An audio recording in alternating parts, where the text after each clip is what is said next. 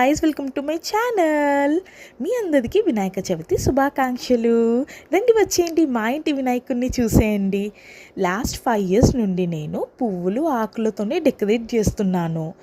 ఎలాగో గణపయ్యకి పువ్వుల ఆకులంటే బాగా ఇష్టం కదా, వనంలో వినాయకుడు అనమాట. సో ఈ పీట మా డాడీ చేశారనమాట. పెద్దగా హడావిడి లేకుండా నాకు అందుబాటులో ఉన్న ఆకులు పువ్వులు తీసుకొచ్చి పెడతాను, అండ్ అది నాకు చాలా బాగా నచ్చుతుంది. అండ్ ఈసారి మా గణేషునికి పగిడి ఉంది. సో మా గణేషుడు పగిడి గణేష్ అనమాట. నాకు పూజ చేసేసరికి నైట్ 8 అయిపోయిందనమాట.